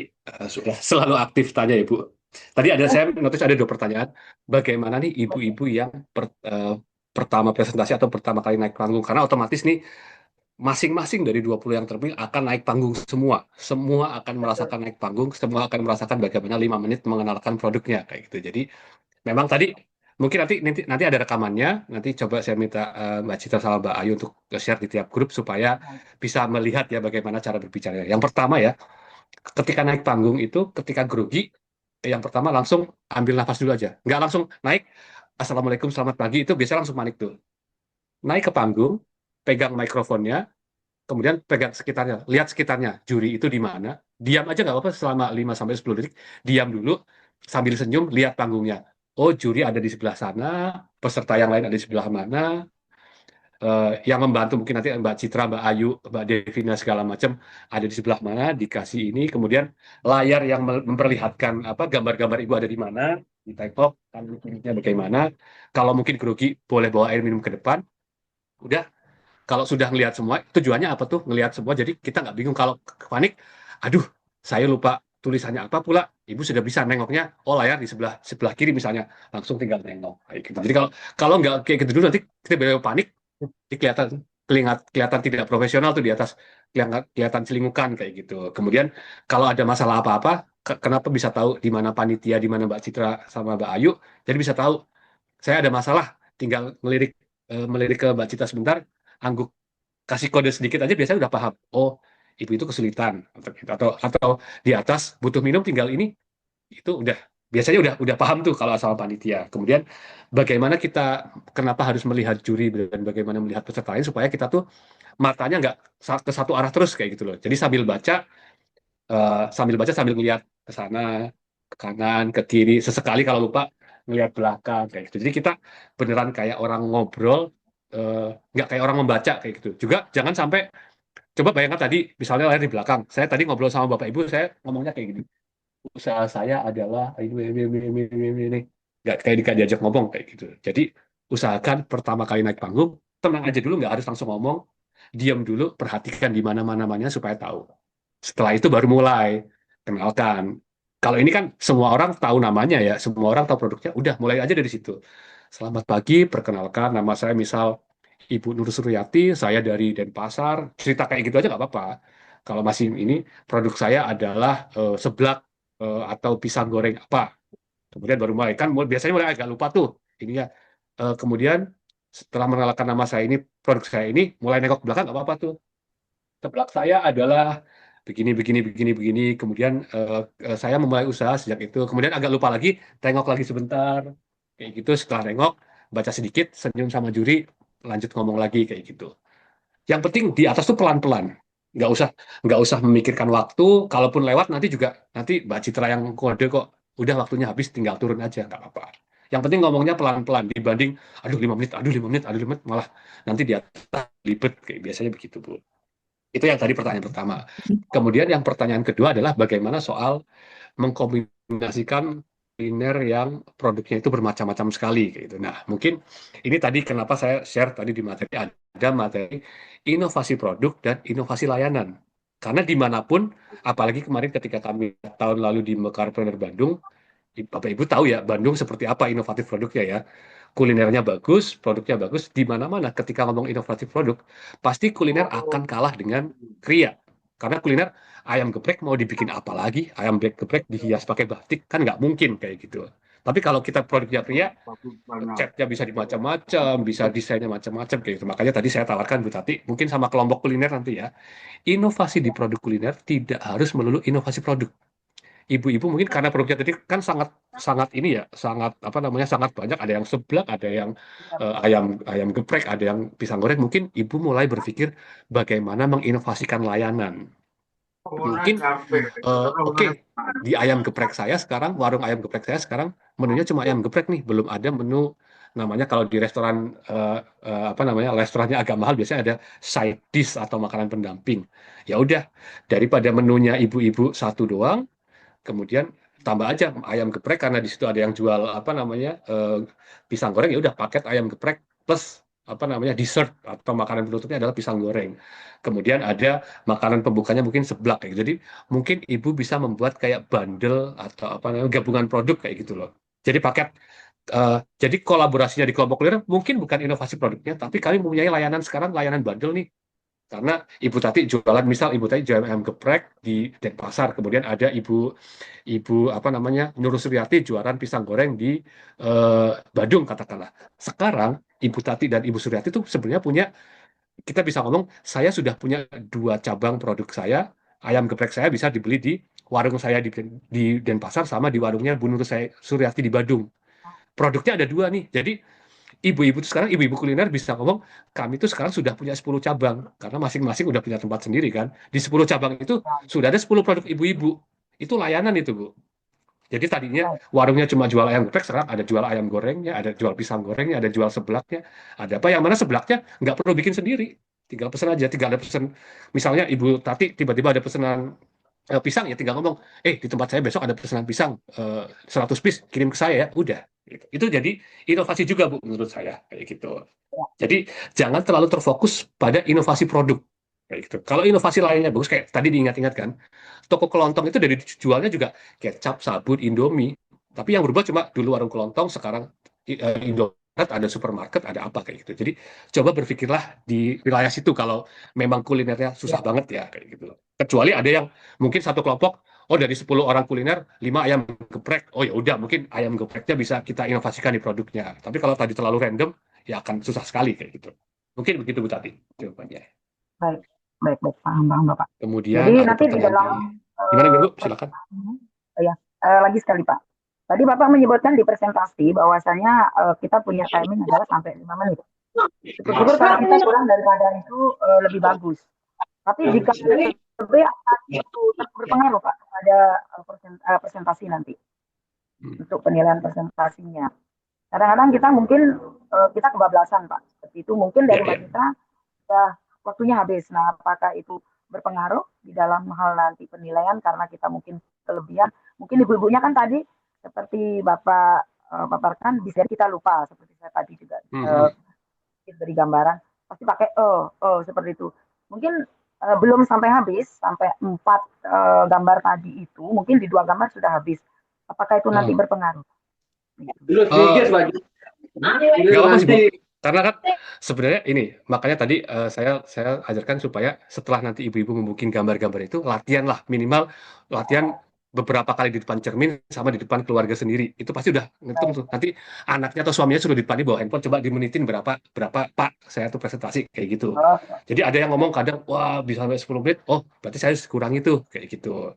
Itu pertama tuh, perlu sekali latihan. Jadi nanti kalau mentornya udah kasih gambar di rumah, jangan langsung ini aja, perlu latihan. Itu cuma 5 menit kok latihan kayak gitu. Jadi tiap hari sampai tanggal 10 ya udah di depan cermin aja, di depan cerminnya bukan dandan, yaitu nama saya adalah Tati Anita, saya jualan ini. Pertama mungkin kayak gitu, nanti lama-lama udah santai, udah. Biasanya pertama masih kaku kayak gitu. Nama saya Tati Anita, saya jualan ini, saya dari Denpasar. Nanti lama-lama ya, selamat pagi, nama saya Tati Anita, udah kayak gitu, udah santai ngobrol sama juri kayak gitu. Pertama itu. Kemudian yang kedua, itu udah pasti, udah ibu-ibu sudah bisa kalau sudah latihan sudah bisa kira-kira waktu saya itu akan lewat atau enggak dari 5 menit kayak gitu. Kemudian yang kedua, kalaupun lewat 5 menit, ibu-ibu perlu ingat nih, ibu-ibu itu sudah kami lihat perkembangannya, kami nilai, kami lihat apa produknya apa segala macam sudah 3 bulan. Kemudian kita sudah pasti tahu mana yang produknya beneran bagus, mana yang enggak kayak gitu. Jadi apa namanya, kalaupun ada yang belum tersampaikan atau kelewat waktunya, aduh kok kelewat, ya sebenarnya nggak perlu dikhawatirkan kayak gitu kan, karena kamu udah tahu ibu-ibu itu seperti apa peruntungannya kayak gitu. Kemudian yang Baik, kedua adalah misalkan ibu-ibu udah latihan tapi waktunya tetap panjang, orang-orang yang sudah berlatih dan public speakingnya dan kepercayaannya diri bagus, nggak ngaruh kok dia mau mempresentasikan cuma 1 gambar, 4 gambar, 15 gambar. Kalau dia percaya diri dan bisa ngomong, kelihatan kok, udah kelihatan kayak gitu. baik, Jadi memang baik, yang penting latihan saja, gambarnya aja. Itu penilaian bagaimana urusan juri aja, Bu. Yang penting ibu-ibu tuh enjoy aja baik, kayak gitu. baik. Tinggal menikmati. Terima Gitu. kasih Kira-kira gitu ya, banyak. Bu Tati ya. Nggak usah dibikin khawatir. Karena apa? Pada suatu saat nanti pasti ibu tetap harus mengenalkan dan tampil di panggung kok. Jadi anggap aja ini latihan Baik, kayak gitu. baik, baik, Apalagi dapat Bapak. hadiah Terima kan kasih. pasti jadi motivasi lah. Oke, gitu ya Bu Baik, Tati. Pak. Terima kasih Kemudian saya akan banyak atas bergerak lagi ke paparannya. pertanyaan selanjutnya. Ini ada yang dari Sri Windarsih dari eh, saya mencoba jualan apa tadi itu di chat. Oh, baik. Saya bantu bacakan ya, Oh ya, Mas ya. boleh boleh. Silakan silakan. Jadi dari Bu Sri Windarsih nih, pagi. Saya sudah mencoba jualan lewat online, tapi yang saya jual itu baju trip, spray, kar- karena yang sudah siap itu. Karena yang sudah siap itu. Sedangkan waktu presentasi saya bawa kebaya supaya bisa berkolaborasi dengan yang lain. Memang saya juga bikin kebaya dan outer, tapi belum sempat jualan online, hanya offline. Apa ada pengaruh yang sudah dijual di online sama yang kita presentasikan? Terima kasih. Oke, seperti saya tadi kasih tahu kan ke Ibu Tati dan teman-teman lain, kita kan menilai eh, 5 menit di panggung itu adalah cuma istilahnya kayak puncak acara dan kita menampilkan aja. Tapi perkembangan ibu-ibu semua usahanya itu sudah kita lihat selama 3 bulan. Selama selama kita bareng-bareng di Makarpreneur lah. Kemudian pas presentasi juga kita melihatnya bagaimana ibu-ibu kepercayaan dirinya dan bagaimana kelancarannya dalam apa namanya menjalankan usaha kayak gitu. Jadi tidak usah dikhawatirkan kalau produknya memang belum dijual online, belum di apa, tapi yang penting adalah bagaimana ibu bisa menceritakan ini walaupun saya belum jualan tapi udah punya prospek online kayak gitu loh. Jadi eh, kan banyak tuh orang-orang yang belum baru punya ide tapi ketika menceritakannya bagus orang-orang jadi yakin kayak gitu. Jadi makanya tadi saya tekankan perlu berlatih supaya ibu-ibu bisa menceritakan belum melakukan penjualan online atau bahkan kebayanya belum jadi itu bukan suatu kelemahan, tapi ini adalah suatu peluang yang sedang saya kejar kayak gitu. Jadi kan punya waktu 5 menit dulu dan latihan nanti bisa di apa namanya lihat bagaimana bagaimana apa namanya ibu-ibu bisa bercerita. Karena yang dinilai kan bukan satu pas 5 menit itu aja.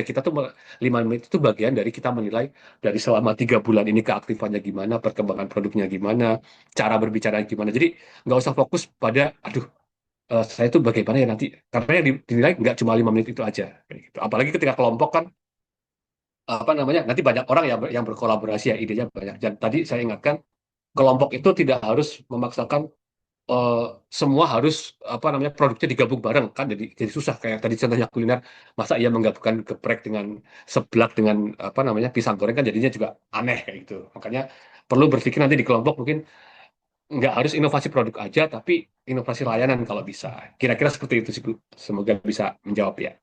Baik, terima kasih untuk jawabannya, Mas. Dan dari Ibu Sri Windarsi, semoga Indah sih. jawabannya bisa diterima dan bisa membantu atas pertanyaan Ibu. Ya, mungkin sebenarnya saya mau ke Bu Kasyani. Ibu jadi bertanya, Ibu di kolom komentar, Ibu mau izin bertanya, Ibu Masyani. Silakan silakan.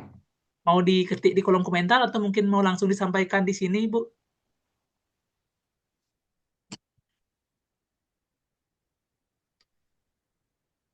Atau mungkin ibu-ibu lain dulu deh yang ingin bertanya di kolom komentar Ya atau langsung mungkin dipersilakan.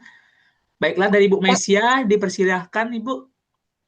Kalau saya mau bertanya, boleh boleh silakan Bu Meisya. mau bertanya, kalau masalah presentasi itu kan sudah kerjaan saya sehari-hari. Barang saya itu kan, saya yang Mhm. mau tanya itu, apa itu, barangnya yang mau dipresentasi itu apa harus dibawa besok? Hmm. Barangnya Ibu apa Bu kalau boleh tahu. kerajinan-kerajinan kayak ini nih, kerajinan kerangnya apa harus dibawa yang untuk presentasi besok? Oh, boleh kalau ada memang barang yang bisa dibawa, boleh itu akan membuat apa namanya, membuat lebih bagus lagi presentasinya kayak gitu. Iya, Jadi mungkin iya. nanti latihannya ketika di rumah, ibu latihan di depan cerminnya sudah dengan bawa barang bu. Jadi nanti di depan panggung nggak bingung lagi ditaruh di mana Harus atau di mana kayak gitu. kalau Memang harus presentasi itu ya, kalau presentasi itu kan menceritakan barang saya yang saya bikin setiap hari, yang betul saya betul. jual kan itu ya. Hmm, Yang betul. saya bingung ini masih, yang Hmm, saya bingung caranya apa itu ChatGPT itu katanya kan masih belajar, memang belum bisa sama sekali dari iya sebelum ya. ini. Nanti dibantu Bu, tenang saja Bu. Masih ada dibantu. Iya, Pasti nanti kita memastikan semua ibu-ibu ini bisa presentasi di atas panggung, ada gambar iya, ilustrasinya kayak gitu. Pokoknya kita kita bekerja bareng-bareng. Nanti ada Mbak Citra, ada Mbak iya, Ayu, ada mentor, iya, kita iya, bantu semua Bu. Tenang deh. iya, iya, iya, iya, makasih.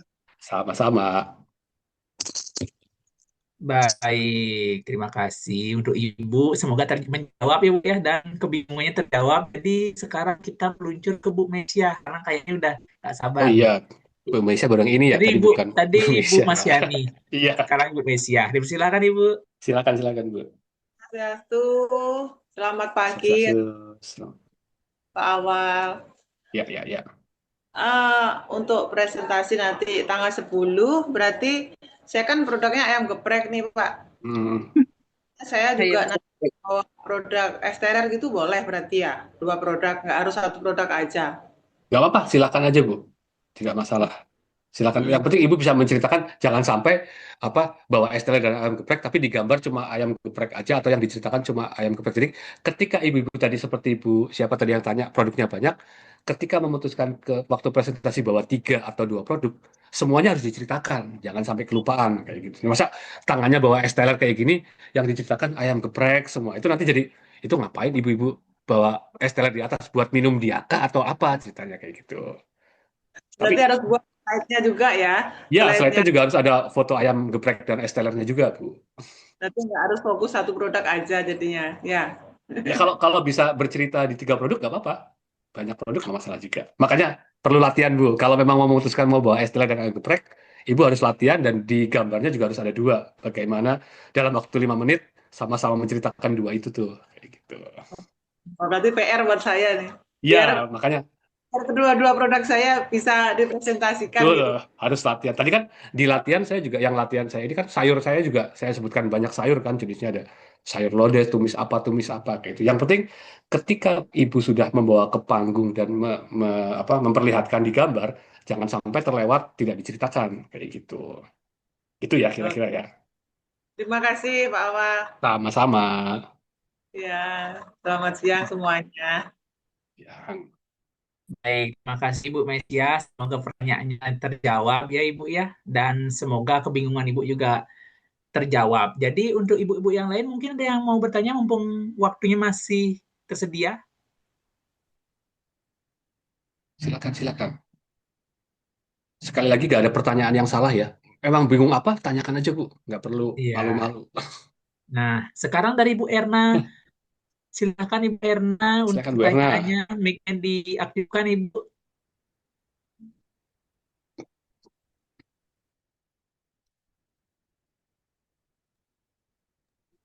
Mana ini Bu Nah, Erna? silakan Ibu. Selamat Oh, siang.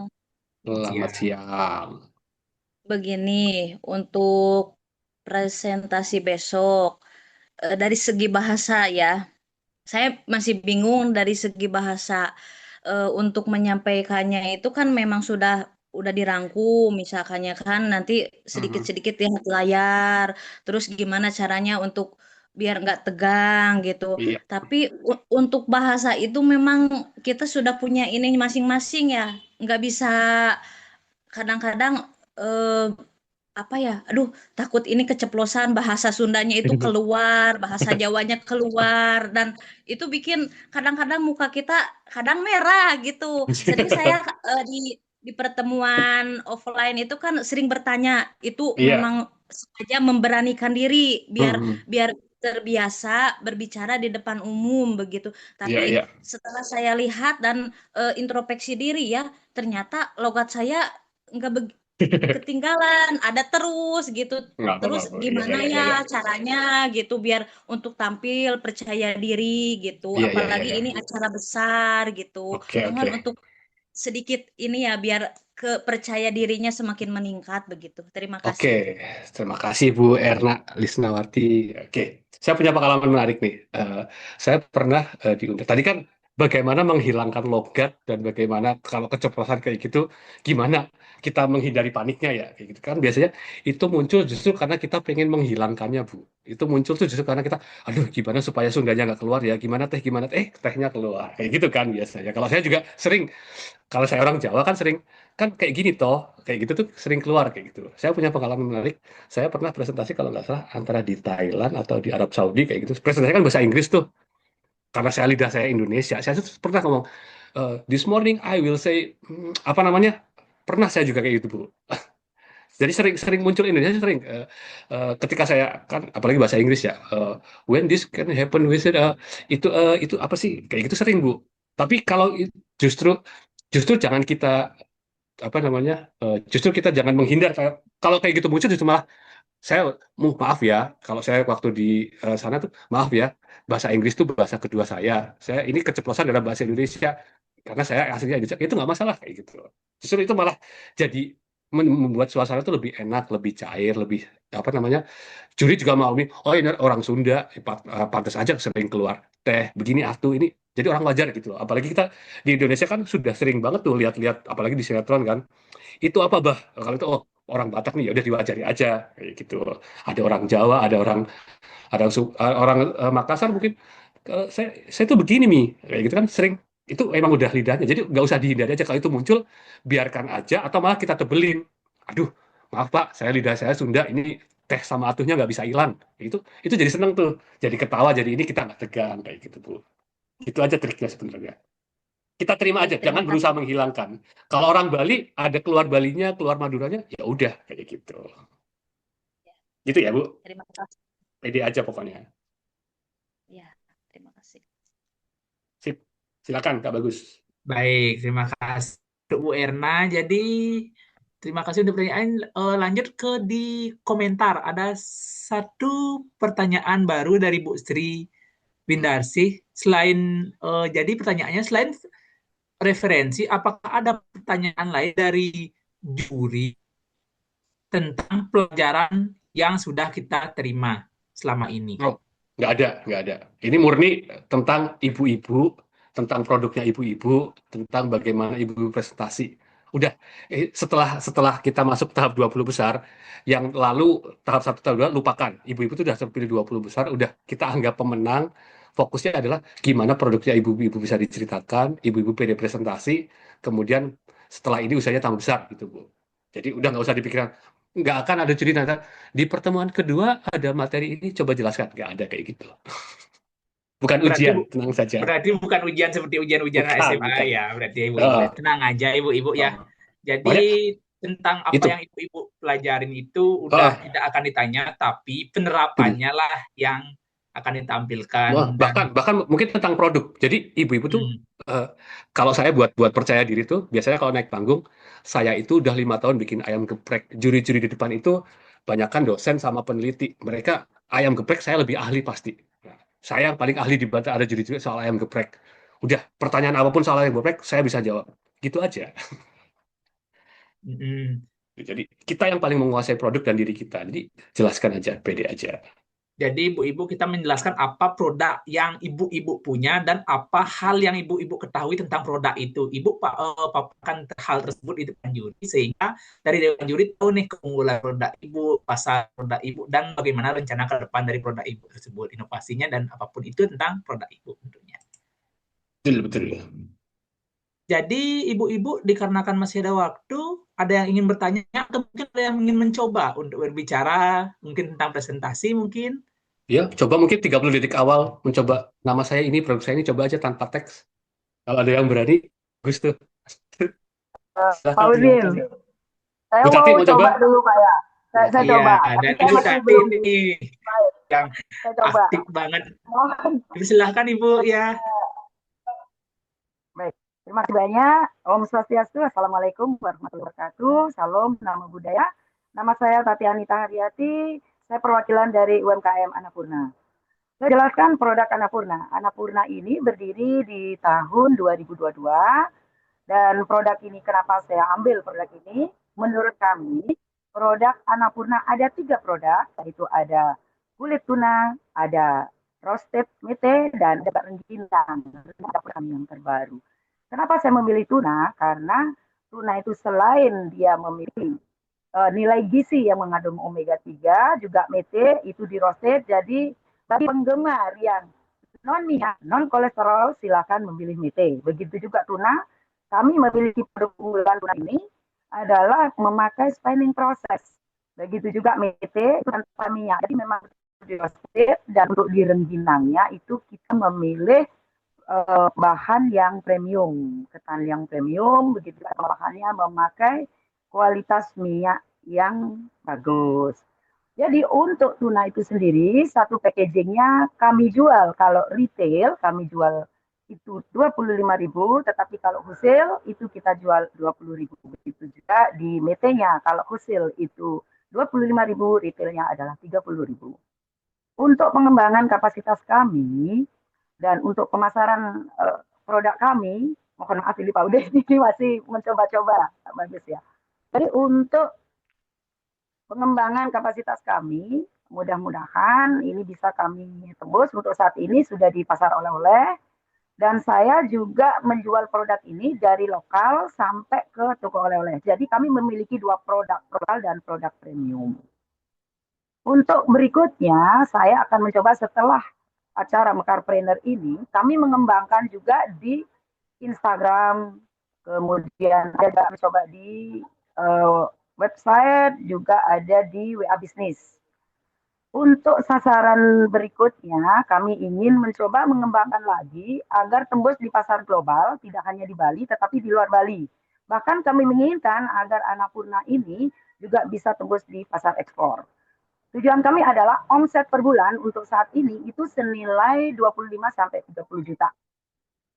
Kemudian kapasitas produksi kami untuk saat ini itu masih sekitar 300-400 pengembangan kami, biar bisa kami memiliki kapasitas produksi yang senilai sampai 1.000 setiap bulannya. Mungkin ini produk pengentalan kami, mudah-mudahan berkenan dan Annapurna bisa dikenal di semua wilayah di Indonesia. Jadi inilah produk Annapurna yang kami kenalkan. Om Swastiastu, Assalamualaikum warahmatullahi wabarakatuh. Sedikit grogi Pak, soalnya mantap ini masih Bu, 5 menit kurang. Tapi masih acak ini Pak, masih belum. Iya boleh. Perlu latihan lagi itu. Kalau udah latihan mungkin lebih tertata alurnya sama kata-katanya, mungkin lebih baik. Kalau buat ibu-ibu tuh lebih baik adalah kata-katanya tertata dan rapi dibanding semua membuat. Jadi kayak jangan terlalu cepat dan terlalu banyak informasi. Jadi berbicaranya dengan ada jeda nggak apa-apa. Jadi nggak sebutkan produk saya adalah A, B, C, D, E dengan yang ini harga sekian, harga nggak perlu kayak gitu. Jadi kayak nggak perlu informasi terlalu banyak. Makanya tadi ibu siapa tadi yang Esteller juga nggak apa-apa produknya banyak, tapi asalkan bisa tersampaikan dengan rapi kayak gitu. Mungkin produk saya ada 5, tapi yang terbaik cuma 2, yaitu ayam geprek dan Esteller kayak gitu. Jadi berbicara itu kayak santai dan ngajak ngobrol gitu loh, kan sedang mengajar atau membaca buku kayak gitu. Nggak apa-apa Bu, mungkin dengan latihan lagi bisa lebih baik. Ya ini belum Pak, soalnya belum. Mas, karena masih ada waktu, silakan nih kalau dari perwakilan Kria mau mencoba, nggak masalah juga tuh. Masih belepotan nggak apa-apa. Baik, makasih Bu Tati. Iya. Perwakilan Kria silakan. Dari yang lain mungkin Ibu kayaknya sih tadi ada yang hand raise deh. Untuk dari Ibu Tati, terima kasih ya. Jujur itu keren banget sih Bu ya. Di percobaan ini Ibu, saya akuin Ibu itu keren banget. Baik, yang lain mungkin dari kelompok Kria atau mungkin dari yang lain mungkin? Belum, kok nggak ada yang Bu Masyani, silakan mau mencoba. belum. Itu udah ada kerannya. Silakan Bu. Aduh, bagaimana ini? Saya perkenalkan, nama saya Mas Yani, Ibu Mas Yani. Kerajinan saya dari gantungan kunci dan tasel korden serta hiasan dinding. Beremar ya. Gimana saya nggak bisa ini? Ceritakan Baik aja Ibu, Bu, kita produknya jalani apa, Bu. omsetnya berapa, kayak gitu. Dibuat dari apa boleh? Dibuat dari kerang kopi serta apa itu dan benang piping, kerang buteng. Kalau omset per bulan, waktu ramenya sampai puluhan 40, 50 kalau pas rame. Untuk bulan-bulan ini sepi. Gimana? Udah nggak bisa, belum. Rencana ke depan seperti apa, kayak gitu. Rencana ke depan, kan dari kemarin cuman jualan ke arsop-arsop di Ubud, di Kerobokan, di Legian. Rencana ke depan pingin jualan di TikTok atau di online lah semacamnya itu. Masih belajar sama anak ini. Oke. Sip, mantap tuh. Kita dapat contoh contoh live dari Ibu Masyani ketika lupa nggak bisa ungkapkan aja. Aduh, apa ya saya lupa sambil senyum kayak gitu. Itu jadi mengurangi grogi tuh tadi. Aduh, saya apa ya? Gitu. Juri itu manusia pasti ketika ibu-ibu lupa pasti dipancing juga pertanyaannya kayak gitu. Jadi kayak natural aja kayak tadi. Aduh, saya lupa belum persiapan kayak gitu. Tapi nggak mungkin karena kalau besok pas tanggal 10 pasti udah latihan dari persiapan ya kayak gitu. Tapi kayak Ibu Masyan itu udah bagus juga tuh. Kan kita menceritakan produk kita sendiri ya, tinggal ceritakan saja produk saya Iya, dari cuman ngomongnya yang nggak bisa. Ngomong bahasa Indonesianya yang nggak masalah Bu. ngap-ngapan. Saya biasa juga kayak gitu kok kalau kalau di presentasi yang bahasa ini kayak eh, di bahasa Jawanya tuh ini, tapi saya nggak tahu bahasa Indonesianya kayak gitu. Nanti biasanya juri atau penonton ada yang bantu tuh kayak gitu. Ayo, Bu Mesia mau coba nggak masalah nih, silakan. Keren Ibu Mesia ini tadi. Tadi kita lihat ibu-ibu contohnya ya. Kalau kalau salah grogi atau apa, kayak tadi aja disenyumin aja. Maaf ya, ini pertama kali saya presentasi itu dimaklumi kok. Ayo tadi Ibu Hmm. Mesia silakan mau coba. Kayak itu. Intinya pede ya ibu-ibu ya. Betul. Intinya pede, percaya diri. Udah masuk 20 besar nih ibu-ibu nih. Udah berkembang prospeknya. Dan dari berapa kali minggu pertemuan, udah nih. Ya baik, sekarang dari Ibu Mesia. Coba Ibu. Oke, terima Nah, kasih atas silakan Ibu. waktu diberikan. Selamat pagi, Om Swastiastu, Assalamualaikum, Namo Buddhaya. Untuk Bapak dan Ibu juri, gimana ya? Bingung jadinya, grogi. Nama dan produk dulu Bu. Setelah itu gimana buatnya dan mau kemana usahanya gitu. Hmm, Ulang lagi ya Kak ya? Pak ya. Bismillah. Selamat pagi, Om Swastiastu, Assalamualaikum, Salam untuk semua Bapak dan Ibu juri. Terima kasih atas waktunya yang diberikan kepada saya. Perkenalkan, nama saya Ibu Mesia. Saya dari kuliner. Produk saya yaitu ayam geprek. Di sini saya punya produk ayam geprek yang apa ya? Nah, kan bingung jadinya. Bingung kalau belum ada teks. Lanjut aja Bu, ngomong sih bisa. Kemudian ayam geprek saya kayak gitu. Saya punya ayam geprek dengan dua macam sambal. Ada sambal merah dan ada sambal hijau. Nah, di sini eh, tujuan apa namanya? Tujuan konsumen yang apa namanya ya? Bingung. Konsumen yang apa ya? Apa, Pembeli produk. pembeli yang diutamakan yaitu murid-murid karena saya berjualan di alun-alun. Nah, murid-murid SMP dan pegawai-pegawai yang kerja di sekitar alun-alun aja. Sedangkan dari hari Senin sampai hari Jumat itu sepi biasanya. Hari Minggu atau Sabtu Minggu itu baru ramai, Pak. Ini saya membuat produk saya biar digandrungin sama semua kalangan. Saya berusaha mencoba dengan ayam geprek yang ini. Saya buat dari Senin sampai Jumat itu, saya buat free es teh. Mudah-mudahan di sini bisa jalan lancar usaha saya. Nah, di samping itu, saya juga ada produk es teler. Es teler itu saya buat setelah orang makan geprek itu, supaya makan es teler biar nyos, biar dingin. Ini produk saya seperti ini, di slide ini. Nah, ini ayam geprek saya, ini es teler saya. Nah, semoga para pembeli suka dan senang dengan produk saya ini. Sekian, Untuk salam penutup. saya mau belajar lagi nanti, Pak. Terima kasih. Oke, sip. Walaupun bilang konsep udah lancar ngomong itu satu hal yang bagus menurut saya. Jadi begitu ya, ibu-ibu ya, nanti coba dilatih. Ini baru pertama aja, saya yakin ibu-ibu tuh tiap hari ngomong dan tiap hari promo kan. Cuma ini bedanya, biasanya promo ngomongnya ke pembeli, sekarang ke para juri, biasanya ngomong di warung, sekarang di panggung. Bedanya itu aja.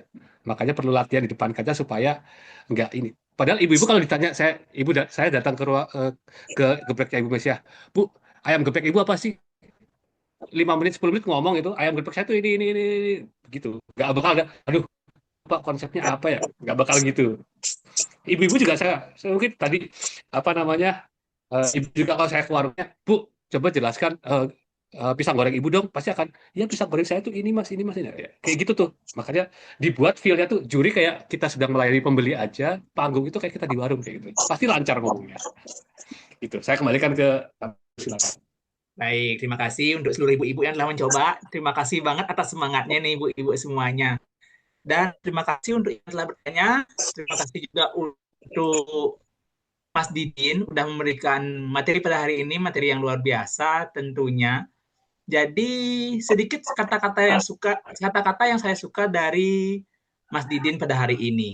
Jadi ibu-ibu telah melewati proses yang panjang hingga masuk ke 20 besar. 5 menit saat presentasi bukan penentu penilaian semuanya. Namun di 5 menit tersebut ibu-ibu paling bisa menampilkan produk ibu dan apa yang telah ibu proses selama ini di depan juri. Jadi ibu-ibu jangan tegang-tegang banget pada saat nanti presentasi, karena ibu-ibu sudah melakukannya tiap hari nih, waktu saat berjualan dan waktu saat ibu-ibu melakukan usahanya.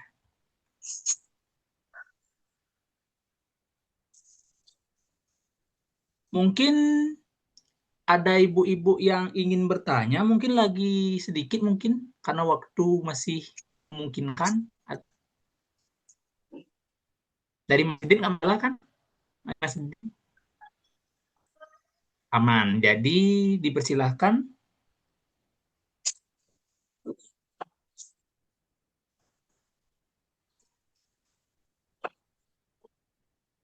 Jika tidak ada, mari kita lanjut ke sesi selanjutnya. Terima kasih untuk seluruh ibu-ibu yang sudah bertanya pada hari ini, dan terima kasih untuk Mas Didin yang telah memberikan pemaparan materi yang sangat luar biasa pada hari ini. Jadi untuk sesi selanjutnya, saya pengen tanya nih, lihat nih, ibu-ibu masih semangat nggak kira-kira nih? Masih semangat ibu-ibu? Buat bangkitin semangat ibu-ibu, kita main game bentar gimana? Kita main game sebentar buat ice breaking pada hari ini. Jadi ibu-ibu semuanya telah mengikuti pemaparan materi yang cukup lama, sehingga kemungkinan ibu-ibu ngantuk nih. Jadi kita main tebak gambar. Jadi saya akan sharing ya. Untuk operator bisa dibantu di Vin. Jadi apakah sudah terlihatan semuanya?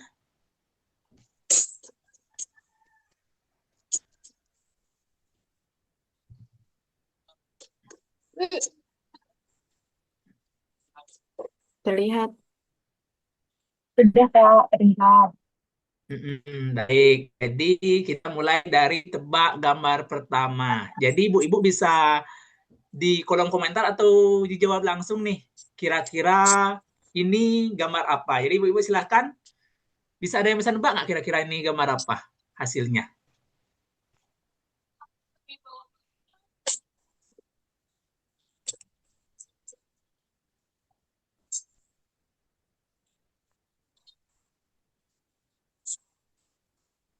Mungkin ibu-ibu bisa diperhatikan dulu gambarnya.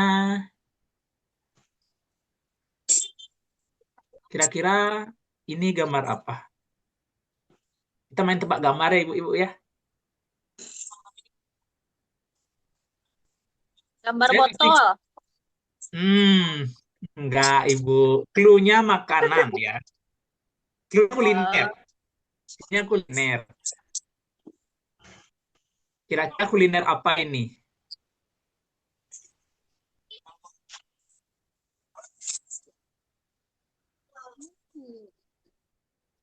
Ada Kayaknya yang es, tebak ibu-ibu? es kekinian kayaknya ya. Teh. Coba ditebak dulu ibu. Teh. Mau clue lagi nggak ibu-ibu kira-kira? Keluhnya apa keluhnya Kak? Tadi Clue-nya tempat nasi ibu. Enak ditemenin nasi ibu.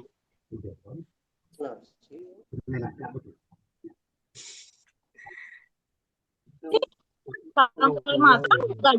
Ah benar. Siapa yang jawab dari ibu? Dari ibu KFC. Esin. Jawabannya sambal mata. Jebol baru Hmm. sambal Ya, udah kebayangkan ibu-ibu gimana cara mainnya? Gak ngerti. Udah nggak? Udah. Jadi kita lanjut ke gambar selanjutnya ibu-ibu. Nah, ini gambar selanjutnya. keluhnya. Ayam. menjadi apa dengan terbadung. Akan gue lari habis. Jika aku sempat. Kira-kira apa ibu-ibu nih? Ayam kan. Ayam guling. Bukan. Saya kasih clue dulu ya, ini masuk ke kria. Ini masuk ke kria. Iya. Anyaman bambu, anyaman. Siapa yang dulu menjawab ibu? Taman Bayi. Anyaman bambu. Anyaman bayi. Anyaman bayi gimana nyampe ibu? Nggak nyampe itu gimana konsepnya ibu? Dreamcatcher. Udah ya bu, jawabannya udah dibilang anyaman bambu bu. Benar banget. Jadi yang terakhir deh, satu yang terakhir lagi terakhir. Semoga ibu-ibu bisa menjawab ya. Oh iya si ibu. Oh dia. Anak kuat nih. Daripada kau jadi ini leng lu mau capris. Cara mau ini Jadi, tuh pada aku ngolong. kan ibu-ibu Nasi pun. apa? Keripik ya pisang. kayaknya saya buatnya terlalu gampang deh buat ibu-ibu deh. Kok semua bisa dijawab dengan cepat deh ibu-ibu? Si ibu. Oleh. Baik, sekian dari saya ya untuk ice breaking pada hari ini. Ya mak ya Jadi, meh saya tunu. jadi sekian saya. Nah, jadi setelah Ini melewati Dari kegiatan pada hari pisang. ini dan setelah melewati pemaparan materi, sesi tanya jawab, sesi latihan tadi, sesi sharing ibu-ibu yang sangat luar biasa pada hari ini. Jadi saya ucapkan terima kasih untuk semangatnya dan untuk kesediaan ibu mengikuti acara pada hari ini. Kita lanjutkan ke sesi selanjutnya di mana kita akan melakukan diskusi melalui breakout room.